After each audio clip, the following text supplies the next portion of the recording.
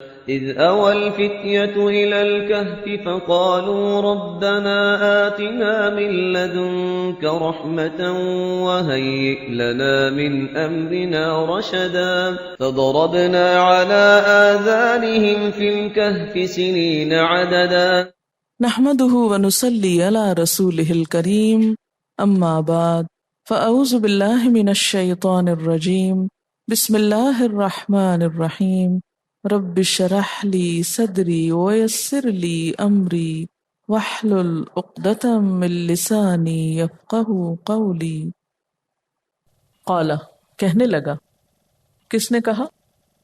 ذوالقرنین نے. ما مکنی فیہ ربی، جو قدرت دی ہے مجھ کو میرے رب نے اس معاملے میں، خیرن بہتر ہے، یعنی میرے رب نے جو کچھ مجھے دیا ہے اسباب میں سے، وسائل میں سے، وہ کہیں بہتر ہے.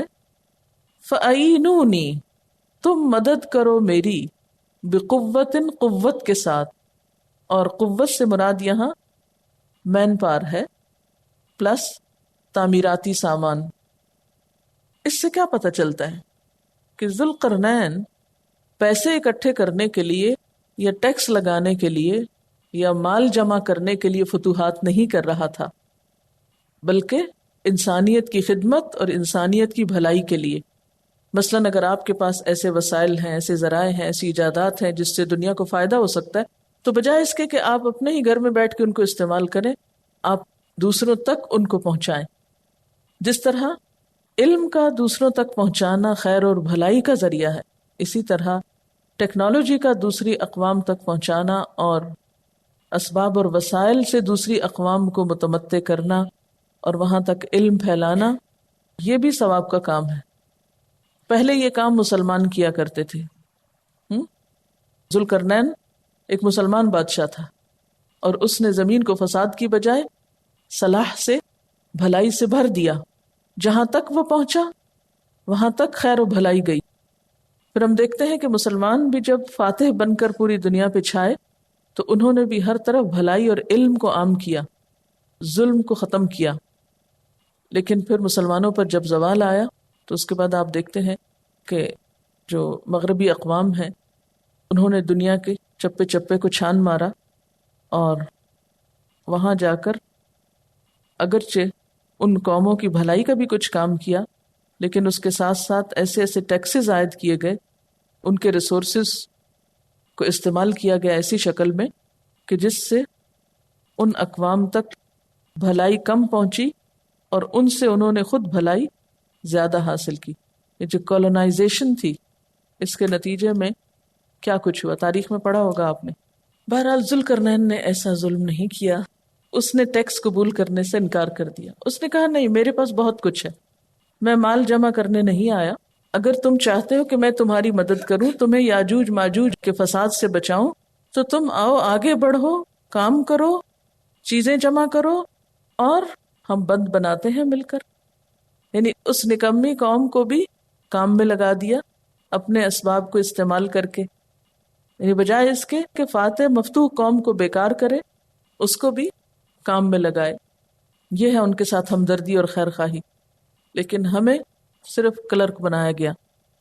قال ما مکنی فیہ ربی خیر فاعینونی بقوۃ اجعل بینکم وبینہم ردما. میں بناؤں تمہارے درمیان اور ان کے درمیان ایک موٹی دیوار. ردم، ردم یردم، کسی رخنے کو پتھروں سے بند کرنا. ردم ایسی دیوار جو بہت ہی مضبوط تھی، یعنی پتھر جیسی. آتونی، دو مجھ کو. زبر الحدید، لوہے کے ٹکڑے. زبر ٹکڑے کو کہتے ہیں، حدید لوہا. حتی اذا ساوا بین الصدفین، یہاں تک کہ جب برابر کر دیا پہاڑ کے دونوں کناروں کو. یعنی صدفین، صدف کی تسنیہ ہے. صدف کہتے ہیں پہاڑ کے کنارے کو جہاں جا کر پہاڑ کے اوپر کا سرا تمام ہوتا ہے. یعنی اتنی اونچی دیوار بنائی جتنا اونچا پہاڑ تھا. تو بین صدفین آپ یوں سمجھے نا، دو پہاڑ ہیں تو بیچ میں دیوار بنائی، اور اتنی بنائی کہ پہاڑ کے ایک سرے سے لے کر دوسرے سرے تک پوری دیوار بن گئی بیچ میں، یعنی دونوں پہاڑوں کے درمیان میں جو خلا تھا اس کو پاٹ دیا، اس کو پورا کر دیا۔ کس سے؟ لوہے کی چادروں سے۔ قال انفخوا، کہا پھونکو، یعنی خوب آگ جلاؤ، لوہے کی چادریں اس میں لگا کے آگ جلوائی۔ حتی اذا جعلہ نارا، یہاں تک کہ جب اس کو آگ کر دیا، یعنی وہ لوہے کی چادریں گویا آگ کے ٹکڑے بن گئے۔ قال آتونی افرغ علیہ قطرہ، کہا لاؤ میرے پاس، میں ڈالوں اس پر پگھلا ہوا تانبا، کیونکہ صرف لوہے کو تو زنگ لگ جاتا نا، تو اس پر اس نے پگھلے ہوئے تانبے کو اوپر سے انڈیلا، جس سے وہ بالکل ہی ایک پتھر جیسی دیوار بن گئی، بہت ہی مضبوط قسم کی۔ طریقہ سمجھ میں آیا کیا کیا اس نے؟ کہا لوہے کی چادریں لاؤ، لوہے کی چادروں سے دونوں پہاڑوں کے درمیان کے حصے کو اس نے پاٹ دیا۔ پھر کہا آگ جلاؤ۔ جب آگ جلانے سے یہ لوہے کی دیوار بالکل سرخ ہو گئی، اتنی آگ جلائی گئی کہ وہ آگ ہی آگ نظر آنے لگی اس دیوار کی شکل میں، یہ دیوار جو تھی وہ آگ نظر آنے لگی۔ تو کہا اب پگھلا ہوا تانبا دو مجھے، دوسری طرف تانبا پگھلا رہا تھا تو اس کو اس کے اوپر سے ڈالا گیا، جس سے وہ سیسا پلائی ہوئی دیوار بن گئی۔ فَمَسْطَعُوا أَن يَظْهَرُوهُ، تو نہ ہمت ہوئی کہ وہ چڑھ سکے اس پر۔ کس پر؟ دیوار پر۔ وَمَا اسْتَطَاعُوا لَهُ نَقْبًا، اور نہ تھی ان میں استطاعت اس میں سوراخ کرنے کی، نقب لگانے کی۔ اتنا بڑا کارنامہ کرنے کے بعد کیا کہتا ہے؟ قَالَ هَذَا رَحْمَةٌ مِّن رَّبِّي، یہ تو میرے رب کی رحمت ہے۔ ایک لمحے کے لیے بھی یہ نہیں کہا کہ دیکھو میرا کمال، لکھو اس پہ میرا نام، بڑی سی تختی لگاؤ۔ قال هذا رحمت من ربی، کہا یہ میرے رب کی رحمت سے۔ فاذا جاء وعد ربی، جب آ جائے گا میرے رب کا وعدہ، یعنی وعدے کا وقت مراد ہے یہاں، جعلہ دکا، کر دے گا اس کو ریزہ ریزہ۔ یہ ہوتی ہے تبلیغ۔ تبلیغ صرف کلاس روم میں نہیں ہوتی، دیوار بناتے ہوئے بھی ہو سکتی۔ ایسی تبلیغ کون کر سکتا ہے؟ کس کو یہ طریقے آتے؟ جس کے اپنے اندر اتنا کچھ بھر جائے کہ چپ نہ رہ سکے پھر کہیں بھی، ہر چیز میں سے کچھ نہ کچھ نکال لے۔ ایک شخص نے کسی عالم سے پوچھا کہ میں کتاب لکھنا چاہتا ہوں، مجھے طریقہ بتایا جائے۔ اس نے کہا کتاب پوچھ کر نہیں لکھی جاتی، کتاب تو وہ شخص لکھ سکتا ہے جو اتنا پڑھے اتنا پڑھے اتنا پڑھے کہ بالآخر اگلنے لگے۔ یعنی اس طرح کی تبلیغ اس وقت ہوتی ہے، یعنی کتنے آسان طریقے سے۔ آپ دیکھیں نا، پورا کیریکٹر سامنے آتا ہے نا۔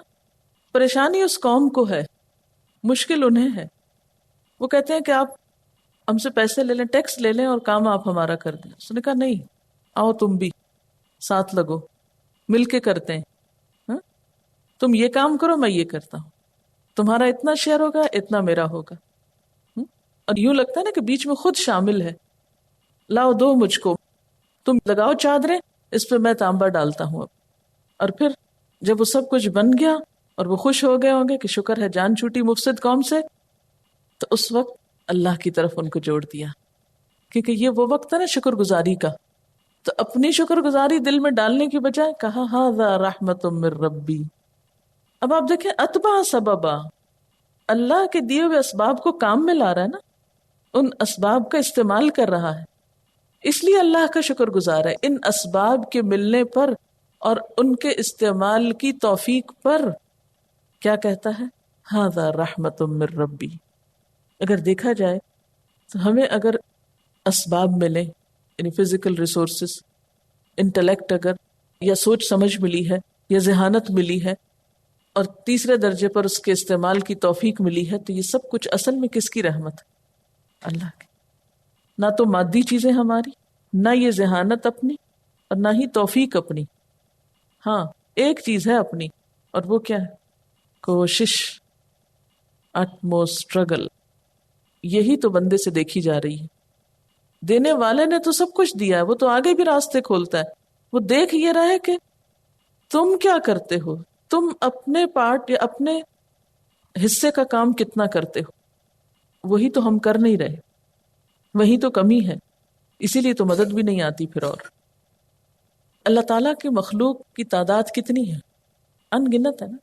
اگر اس ساری مخلوق میں سے ہمیں کوئی کام کرنے کا موقع ملا تو یہ کیا احسان نہیں اللہ کا؟ وہ ہم سے نہیں کسی سے بھی وہ کام لے سکتا تھا. تو اگر ہمیں کوئی بھی اچھا کام کرنے کا موقع مل جاتا ہے تو اس پر بھی شکر گزار ہونا چاہیے کہ اس نے یہ موقع ہمیں دے دیا. یہ ہماری خوش قسمتی ہے. وَكَانَ وَعْدُ رَبِّي حَقًّا، اور میرے رب کا وعدہ تو بالکل سچا ہے، بالکل برحق ہے. اور اس سے یہ بات بھی پتہ چلتی ہے کہ جو صحیح معنی میں ایمان ہوتا ہے اور عمل صالح کا جو ایک جامع تصور ہے وہ صرف ایک مسجد میں بیٹھ جانا نہیں ہے، بلکہ دنیا کے اسباب اور ریسورسز کو صحیح معنوں میں استعمال کرنا بھی ہے. اللہ نے یہ پہاڑ کس کے لیے بنائے؟ یہ لوہا کس لیے اتارا ہے؟ یہ زمین آسمان یہ کس لیے سب کچھ؟ کہ ہم ان سب چیزوں سے منہ موڑ کے بس کہیں چھپ کے جا بیٹھے اور اسی کو ہم عبادت سمجھے؟ کیا دنیا کو ترک کر دینا یا دنیا کا علم حاصل نہ کرنا یا دنیا کے ریسورسز کو استعمال نہ کرنا عبادت ہے؟ کہ اس وقت امت مسلمہ کی جو حالت ہے، جب ہم دین کی بات بھی کرتے ہیں تو عموماً یہی میسج ملتا ہے کہ دنیا سے ہمارا کیا سروکار، کیونکہ پیچھے مسلسل مادہ پرستی پہ ضرب پڑ رہی تھی نا. لیکن یہاں پر مادہ پرستی نہیں بلکہ مادہ کا صحیح استعمال وہ سکھا دیا گیا، ایک بیلنس نقطہ نظر دیا گیا کہ کرنے کا کام کیا ہے. اسی سبق کو آج مسلم سمجھ نہیں رہے. ایک طرف بیکاری ہے، بے روزگاری ہے، سب کچھ موجود ہے، ہاتھ نہیں ہلا رہے، ہاتھ پاؤں نہیں ہلا رہے، ہمت نہیں کر رہے، محنت نہیں کر رہے. تو اللہ کسی قوم کی حالت نہیں بدلتا جب تک کہ وہ خود کو نہیں بدلتے. کیا یہ صدقہ جاریہ نہیں ہے؟ ایسا علم جس سے انسانیت کا بھلا ہو، اس کی خیرخواہی کے کام ہوں، ان کو دکھوں اور پریشانیوں سے نکالا جائے اور مفسد قوموں سے نمٹنے کا طریقہ ہو جس میں. کیونکہ ذوالقرنین نے وہ ٹیکنالوجی ایجاد کی کہ جس کے ذریعے اس نے مفسد قوموں سے نمٹنے کا طریقہ اختیار کیا، سبب اختیار کیا. ایسی قوموں سے وہ کام لے رہا ہے جن کے ساتھ کمیونیکیشن گیپ بھی ہے. یعنی اللہ تعالیٰ نے ایک لفظ بھی فالتو نہیں قرآن پاک میں کوئی لکھا. اگر یہ مینشن کیا ہے کہ لا یکادون یفقہون قولا، کوئی بات ہی سمجھ کے نہیں دیتے تھے، تو اس شخص کی ذہانت آپ دیکھیں کہ جو نا سمجھ لوگوں سے بھی اتنا بڑا کام کروا لیتا ہے. ہم تو ان چیزوں کو عذر بہانہ بنا کے بیٹھ رہتے ہیں، لوگ سمجھتے ہی نہیں ہماری بات کو، کس سے کیا کام کرائیں. بعض لوگ یہ بتاتے ہیں کہ حضرت ابراہیم علیہ السلام کے زمانے کا ہے یہ شخص، یعنی بہت پرانی ٹیکنالوجی ہے یہ سب. اس سے یہ بھی پتہ چلتا ہے کہ ہزاروں سال پہلے کے انسان کے پاس بھی عقل کے استعمال اور وہ ذرائع اور اسباب تھے. آج اگر کچھ اور لوگوں کے پاس ہیں تو اس میں تکبر کی یا بڑائی کی کوئی بہت بڑی چیز نہیں. ایسا نہیں ہے کہ اللہ تعالیٰ نے عقل اور ذہانت کچھ قوموں کو زیادہ بانٹ دی ہے اور باقیوں کو خالی کر دیا ہے. انہوں نے اپنی نالائکیوں سے اسے خالی کر دیا ہے، برین ڈرین کر دیا ہے. وَتَرَكْنَا بَعْدَهُمْ يَوْمَئِذٍ يَمُوجُ فِي بَعْضٍ، اور ہم چھوڑ دیں گے ان میں سے بعض کو اس دن لہریں مارتے ہوں گے بعض میں. موج سے یموجو کا لفظ ہے، یعنی باہم مل جل جائیں گے. وَنُفِخَ فِي الصُّورِ، اور سور میں پھونک مار دی جائے گی، بگل بجا دیا جائے گا. فَجَمَعْنَاهُمْ جَمْعًا، پھر ہم جمع کر لیں گے ان کو جمع کرنا. سوال یہ پیدا ہوتا ہے کہ یہاں کس کی طرف اشارہ ہے؟ اس کے دو معنی بیان کیے گئے ہیں.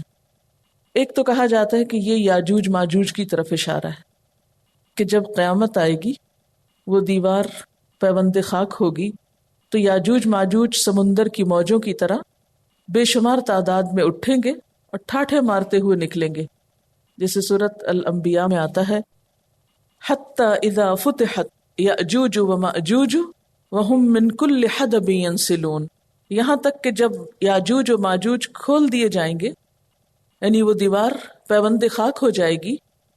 وہم من کل حدب ینسلون، اور وہ ہر اونچی جگہ سے دوڑتے ہوئے آ رہے ہوں گے. مراد یہ ہے کہ جب قیامت آئے گی تو اس وقت سب پہاڑ ریزہ ریزہ ہو جائیں گے، زمین چٹیل میدان بن جائے گی. تو مختلف اقوام کے درمیان جو حد بندیاں ہیں جب وہ ختم ہوں گی اور لوگ اپنی قبروں سے نکلیں گے تو کیا ہوگا؟ یوں لگے گا جیسے زمین پر ایک سیلاب آ گیا ہو انسانوں کا، لہروں کی شکل میں. تو ایک معنی کیا کیا گیا کہ یاجوج ماجوج جو ہیں وہ موجوں کی شکل میں نہیں، بہت زیادہ تعداد میں زمین پر پھیل جائیں گے. اس کے بارے میں کئی ایک احادیث بھی آتی ہیں، اور بعض کے خیال میں اس سے مراد تمام انسان ہیں جو قیامت کے آنے پر زمین پر پھیل جائیں گے. کہاں سے نکل کر؟ زمین کے اندر سے نکل کر، کیونکہ زمین میں تہوں کی تہیں انسانوں کی لگ رہی ہیں نا مرنے کے بعد. ایک قوم جاتی ہے اور دوسری اس کے اوپر آ رہی ہے، تیسری چوتھی، ہزاروں سال سے معلوم نہیں کب تک اور زندہ رہنا ہے زمین پر انسانوں کو. سب مرنے کے بعد زمین کے اندر جا رہے ہیں. قیامت کے دن کیا ہوگا؟ جیسے ٹڈیاں نکلتی ہیں سراعن، تیزی کے ساتھ یوں نکلیں گے جیسے ٹڈیاں اچھل اچھل کے نکل رہی ہوں، اور انسان کچھ دائیں سے بائیں جا رہے ہوں گے اور کچھ بائیں سے دائیں آ رہے ہوں گے، اور اس طرح آپس میں گتھم گتھا ہوں گے، گویا وہ لہریں ہیں، موجیں ہیں جو باہم ٹکرا رہی ہیں. وَتَرَكْنَا بَعْدَهُمْ يَوْمَئِذٍ يَمُوجُ فِي بَعْضٍ وَنُفِخَ فِي الصُّورِ فَجَمَعْنَاهُمْ جَمْعًا. سور میں پھونک مار دی جائے گی، پھر ہم ان سب کو جمع کر لیں گے، اکٹھا کر لیں گے. وَعَرَضْنَا جَهَنَّمَ يَوْمَئِذٍ لِلْكَافِرِينَ عَرْضًا. اور ہم پیش کریں گے جہنم کو اس دن کافروں کے سامنے پیش کرنا، یعنی جہنم سامنے لے آئی جائے گی. کون سے کافر؟ الذین کانت اعینہم فی غطاء عن ذکری، وہ جن کی نگاہیں میرے ذکر سے، میری یاد سے، میری کتاب سے پردے میں تھیں. غطاء کہتے ہیں گاڑھے پردے کو. کفر کا لفظی معنی کیا ہوتا ہے؟ چھپا دینا، ڈھانپ دینا. قیامت کے دن جہنم کن کے لیے ہوگی؟ ان لوگوں کے لیے ہوگی جنہوں نے حق کو پہچاننے کی بجائے اپنی نگاہوں پر پردہ ڈال رکھا تھا. غطاء ڈھکن کو بھی کہتے ہیں. یہ جو آئی لڈز ہیں، لڈ کس کو کہتے ہیں؟ ڈھکن کو کہتے ہیں. تو آئی لڈز بھی آنکھوں کے ڈھکن ہے ایک طرح سے. جب کوئی شخص کچھ دیکھنا نہیں چاہتا تو کیا کرتا ہے؟ آنکھیں بند کر لیتا ہے. تو مراد اس سے یہی ہے کہ جو میری نصیحت کی طرف سے اندھے بنے ہوئے تھے. وَكَانُوا لَا يَسْتَطِيعُونَ سَمْعًا، اور وہ سننے کی استطاعت بھی نہ رکھتے تھے، یعنی نہ اللہ کی کتاب دیکھنا چاہتے تھے، پڑھنا چاہتے تھے، کیونکہ ذکر یہاں کتاب کے لیے استعمال ہو رہا ہے. اور نہ صرف یہ کہ کتاب بلکہ کوئی بھی چیز جو نصیحت آموز ہو. وَكَانُوا لَا يَسْتَطِيعُونَ سَمْعًا، اور نہ ہی وہ سننے کی استطاعت رکھتے تھے، یعنی میرا ذکر، میری بات، میری نصیحت، یاد دہانی نہ پڑھتے تھے نہ سنتے تھے. ان میں توفیق ہی نہ تھی، استطاعت ہی نہ تھی. افحسب الذین کفروا، کیا پھر گمان کر رکھا ہے ان لوگوں نے جنہوں نے کفر کیا، ان یتخذوا عبادی من دونی اولیاء، کہ وہ بنا لیں گے میرے بندوں کو مجھے چھوڑ کر اپنا دوست. یہاں لفظ عبادی استعمال ہوا ہے جس سے مراد ملائکہ، کیونکہ بعض لوگوں نے فرشتوں کو کیا بنا رکھا ہے؟ دیویاں، اور ان کو پوجتے ہیں. پھر اسی طرح حضرت عیسیٰ علیہ السلام کو پوجا جاتا ہے، پھر شیاطین، پھر اور ہستیاں جنہیں وہ حاجت روا سمجھتے ہیں، نیک لوگوں کی ارواح. فرمایا کہ جنہوں نے یہ سمجھ رکھا ہے کہ وہ مجھے چھوڑ کر میرے بندوں کو اپنا مددگار بنا لیں گے کہ قیامت کے دن وہ ان کے کام آئیں گے، تو وہ یاد رکھیں کہ کوئی ان کے کام نہ آئے گا. انا اعتدنا جہنم للکافرین نزلا، بے شک ہم نے جہنم کو کافروں کے لیے بطور ضیافت کے تیار کر رکھا ہے. نزل جو ہے یہ اسم ہے. نزل کہتے ہیں مہمانی کے کھانے کو، ضیافت کو، ٹھکانہ، اترنے کی جگہ. ہم نے ایسے کافروں کی ضیافت کے لیے جہنم کو تیار کر رکھا ہے. کون سے کافر؟ جو اللہ کو چھوڑ کر غیر اللہ کی طرف توجہ کرتے ہیں، اسی لیے تو اللہ کی بات نہیں سنتے. یہ دونوں آیتیں جو ہیں بظاہر الگ الگ ہیں لیکن آپس میں ریلیٹڈ بھی ہیں. پیچھے کہا گیا نا کہ وہ نہ نصیحت پڑھتے تھے نہ سنتے تھے، اور دوسری آیت میں کیا کہا گیا کہ اللہ کو چھوڑ کر انہوں نے بندوں کو اپنا کارساز سمجھ رکھا تھا. اللہ پر بھروسہ کرنے کی بجائے بندوں پہ بھروسہ کرتے تھے. دنیا میں بھی انہی کے گن گاتے کیونکہ ان کے مفادات ان سے وابستہ تھے، اور آخرت میں بھی یہ سمجھتے ہیں کہ وہ ان کے کام آئیں گے. فرمایا کہ یہ سب ان کا خیال ہے، دھوکہ ہے. ان کے لیے تو وہاں جہنم تیار ہے، جو ہی پہنچیں گے وہ ان کی ضیافت کے لیے کافی ہوگی، وہ ان کی ہوسٹ ہوگی. قل هل ننبئکم بالاخسرین اعمالا، کہہ دیجئے کیا ہم بتائیں تم کو کہ اعمال کے اعتبار سے سب سے زیادہ خسارے میں کون لوگ ہیں؟ اخسر کون سا صیغہ ہے؟ افعل کے وزن پر، کس کا؟ مبالغے کا، یعنی سب سے زیادہ خسارے میں۔ کیا ہم بتائیں تم کو کہ اعمال کے اعتبار سے سب سے زیادہ خسارے میں کون ہے؟ یعنی کام بھی کرتے ہیں لیکن پھر بھی نقصان میں ہیں۔ ایک تو وہ لوگ ہیں نا جو کچھ کرتے نہیں تو نقصان میں ہیں، اور یہاں وہ لوگ جو کام کرنے کے باوجود نقصان میں ہیں۔ الذین ضل سعیہم فی الحیاۃ الدنیا، وہ لوگ کہ جن کی کوششیں دنیا کی زندگی میں گم ہو کر رہ گئیں، کھو گئیں۔ وہم یحسبون، اور وہ سمجھتے ہیں، انہم یحسنون صنعا، کہ وہ بہت اچھے کام کر رہے ہیں۔ یعنی جن کی کوششوں کا سارا مقصود محض دنیا کا فائدہ حاصل کرنا ہے، صرف دنیا کو بنانا ہے، یا دوسرے لفظوں میں جو آخرت کو بھول کر محض دنیا کی محبت میں گرفتار ہیں اور دنیا ہی کے لیے تھک رہے ہیں، دنیا ہی کے لیے ساری کوششیں کر رہے ہیں، اور اس پر وہ خوش بھی بہت ہیں کہ انہوں نے بہت زبردست کارنامے کر رکھے ہیں۔ اولئک الذین کفروا بآیات ربہم، یہ وہ لوگ ہیں جنہوں نے اپنے رب کی آیات کا انکار کیا ہے، اور آیات سے مراد کتاب کی آیات بھی ہیں اور کائنات کی نشانیاں بھی۔ ولقائہ، اور اس کی ملاقات سے۔ فحبطت اعمالہم، تو ان کے اعمال ضائع ہو گئے۔ فلا نقیم لہم یوم القیامت وزنا، تو ہم قیامت کے دن ان کے اعمال کو کوئی وزن نہ دیں گے۔ یہاں جو لفظ صنع استعمال ہوا ہے اس کا معنی ہوتا ہے صنعت، کاریگری، عمدگی سے کام کرنا۔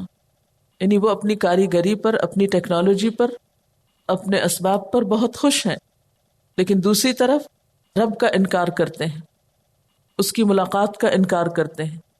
اس لیے بظاہر وہ انسانیت کی بھلائی کے جتنے بھی کام دنیا میں کر رہے ہیں، آخرت میں اس کا کوئی اجر و ثواب نہ پائیں گے، وہ سب کچھ ضائع ہو جائے گا۔ کیوں؟ اس لیے کہ انہوں نے آخرت کے لیے کیا ہی نہیں۔ انہوں نے تو یہ ساری محنت اور کوشش دنیا ہی کے لیے کی، دنیا میں نام پانے کو، انعام پانے کو اور مفادات حاصل کرنے کو۔ اس لیے قیامت کے دن ان کے ان اعمال کا کچھ بھی وزن نہ ہوگا، اسی لیے یہ اعمال اخسرین ہیں، سب سے زیادہ خسارے میں، سب سے زیادہ گھاٹے والے۔ ذالک جزاؤہم جہنم، یہ ان کی جزا یا بدلہ جہنم کی شکل میں ہے۔ کیوں؟ بما کفروا، کیونکہ انہوں نے کفر کیا۔ واتخذوا آیاتی ورسلی ہزوا، اور میری آیات اور رسولوں کا مذاق اڑایا۔ یعنی جو جو انہیں دنیا میں ترقی حاصل ہوتی گئی، دنیاوی اعتبار سے وہ مضبوط ہوتے گئے، ان کی صنعت اور کاریگری کے گن گائے جانے لگے، تو انہوں نے اللہ کی بات کو بے وزن کرنا شروع کر دیا، حقیر سمجھنا شروع کر دیا، دین کا، آخرت کا، رسولوں کا، پیغمبروں کا مذاق اڑانا شروع کیا۔ کتاب کو 1400 سال پرانی چیز سمجھا، پیغمبروں کو دیوانہ سمجھا، اور دین پر عمل کرنے والوں کو فنیٹک سمجھا۔ ان الذین آمنوا وعملوا الصالحات، بے شک وہ لوگ جو ایمان لائے اور جنہوں نے اچھے کام کیے، کانت لہم جنات الفردوس نزلا، ہے ان کے لیے فردوس کے باغات مہمانی کے طور پر۔ وہاں بھی نزل ہے، یہاں بھی نزل۔ ان کی ہوسٹ جہنم ہوگی اور ان کی جنت الفردوس۔ نبی صلی اللہ علیہ وسلم نے فرمایا، جب بھی تم اللہ سے جنت کا سوال کرو تو فردوس کا سوال کرو، اس لیے کہ وہ جنت کا اعلیٰ حصہ ہے، وہیں سے جنت کی نہریں پھوٹتی ہیں۔ خالدین فیہا، اس میں ہمیشہ رہیں گے، لا یبغون عنہا حولا، وہاں سے وہ کوئی تبدیلی نہ چاہیں گے۔ حولا مصدر ہے، تبدیلی کے معنوں میں، جگہ بدلنے کے معنوں میں، وہ اپنی جگہ بدلنا ہی نہ چاہیں گے، جنت چھوڑ کر کہیں اور نہ جانا چاہیں گے، حالانکہ وہ ہمیشہ سے رہ رہے ہوں گے۔ دنیا میں کیا ہوتا ہے کہ آپ اگر ایک جگہ پر بہت سال رہ لیں یا ایک چیز کو بہت استعمال کر لیں، مثلا کوئی کپڑا بہت پہن لیں، کوئی فرنیچر زیادہ استعمال کر لیں، تو عموماً کیا ہوتا ہے، اکتا جاتے ہیں۔ لیکن جنت اور اس کی نعمتیں پا کر یہ لوگ اکتائیں گے نہیں، بوریت کا شکار نہیں ہوں گے، بلکہ وہاں سے کہیں جانا نہ چاہیں گے، کوئی تبدیلی اس میں نہ چاہیں گے، ہوا لانا چاہیں گے. دنیا میں انسان کو تبدیلی اچھی لگتی ہے، لیکن وہاں تبدیلی اچھی نہ لگے گی، وہ تبدیلی نہ چاہیں گے. یہاں تو یہ ہوتا ہے کہ کچھ عرصے کے بعد کہتے ہیں یہ آؤٹ ڈیٹڈ ہو گیا ہے، فیشن بدل گیا ہے، رنگ پھیکا ہو گیا ہے، اب تو اس سے بہتر چیز آ گئی، اس کو کیا رکھنا. لیکن وہاں ایسی کوئی چیز نہ ہوگی کیونکہ وہ اللہ کی بنائی ہوئی ہے نا. قُل لَوْ كَانَ الْبَحْرُ مِدَادًا لِكَلِمَاتِ رَبِّي، کہہ دیجئے اگر سمندر میرے رب کی باتیں لکھنے کے لیے روشنائی بن جائیں، انک بن جائیں. کلمات سے مراد کیا ہے؟ اللہ تعالیٰ کا علم محیط، اس کی حکمتیں، دلائل، اس کی صفات. لَنَفِدَ الْبَحْرُ، البتہ ختم ہو جائیں سمندر. قبل ان تنفد کلمات ربی، اس سے پہلے کہ میرے رب کی باتیں ختم ہوں. وَلَوْ جِئْنَا بِمِثْلِهِ مَدَدًا، خواہ ہم اتنی زیادتی یا مدد اور لے آئیں، یعنی اتنی انک اور آ جائے، وہ بھی ختم ہو جائے، لیکن رب کی باتیں ختم نہ ہوگی. مدد کہتے ہیں ایسی زیادتی کو جیسے کسی پانی کا چشمے سے مسلسل نکلنا، یعنی اور زیادہ. قُلْ إِنَّمَا أَنَا بَشَرٌ مِثْلُكُمْ، کہہ دیجئے بے شک میں ایک انسان ہوں تم جیسا. یوحا الیہ، میری طرف وحی کی جاتی ہے. کیا وحی کی جاتی ہے؟ انما الہکم الہ واحد، کہ تمہارا الہ بس ایک الہ ہے. یہاں پر نبی صلی اللہ علیہ وسلم کی حیثیت بتائی جا رہی ہے کہ آپ انہیں بتا دیجئے کہ میں تمہارے جیسا ایک انسان ہوں. تم میں اور مجھ میں فرق کیا ہے کہ میری طرف وحی آتی ہے جو تمہاری طرف نہیں آتی. یہ ہے ایک معتدل نظریہ. لوگوں نے حضور صلی اللہ علیہ وسلم کا مقام متعین کرنے میں بہت افراط و تفریط کی. بعض لوگوں نے آپ کا مقام بتانے میں غلو کیا، حد سے بڑھ گئے اور آپ کو اللہ تعالیٰ سے جا ملایا. آپ کے اندر ایسی صفات تلاش کی ہیں جو اللہ تعالیٰ کی ہیں. اور بعض لوگوں نے آپ صلی اللہ علیہ وسلم کے مقام بتانے میں بہت کمی کی ہے، تفریط کی ہے، اور آپ کو عام انسانوں کی طرح بتایا ہے، اور یہ گستاخی ہے. آپ عام انسانوں کی طرح نہ تھے، آپ اللہ کے نبی تھے. اگر کوئی شخص آپ کو عام انسانوں کی طرح سمجھتا ہے تو وہ سخت نادانی کی بات کرتا ہے. آپ کا مقام اور درجہ اور رتبہ نہ صرف یہ کہ تمام انسانوں بلکہ تمام پیغمبروں سے بھی بڑھ کر ہے. اس لیے آپ کے درست مقام کو سمجھنا بے حد ضروری ہے. اور آپ کا مقام آپ کو نور کہہ کر یا یہ کہہ کے کہ بشر نہیں تھے اس سے بھی نہیں بڑھایا جا سکتا، کیونکہ بہت سے لوگ اس پر جھگڑا کرتے رہتے ہیں کہ آپ صلی اللہ علیہ وسلم بشر تھے یا نہیں. تو یہاں قرآن کیا بتاتا ہے؟ انا بشر مثلکم، میں انسان ہوں، فرشتہ نہیں ہوں، نور سے نہیں بنا، کیونکہ فرشتوں سے بہتر ہے انسان بننا. اور پھر انسانیت کا اعلیٰ ترین درجہ نصیب ہوا ہے اور خاتم النبیین آپ ہوئے.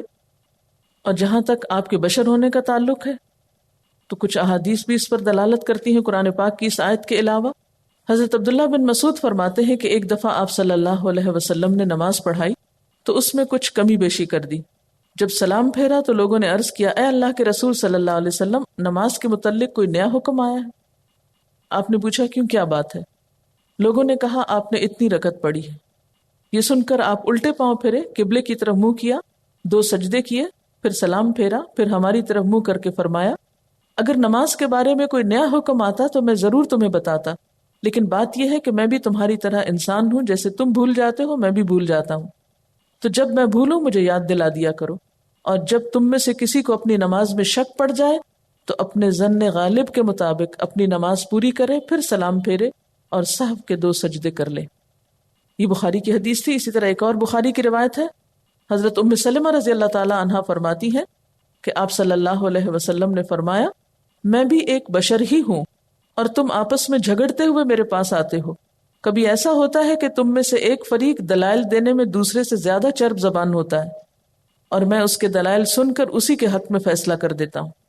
اب اگر میں کسی فریق کو اس کے بھائی کا کچھ حق دلا دوں تو یاد رکھو میں اسے آگ کا ایک ٹکڑا دلا رہا ہوں. یعنی اگر کوئی چرب زبانی سے مجھ سے ناحق کچھ لے لیتا ہے تو میرے دینے سے وہ اس کے لیے حلال نہیں ہو جائے گا بلکہ وہ اپنے لیے آگ سمیٹ رہا ہے. وآخر دعوانا ان الحمد للہ رب العالمین.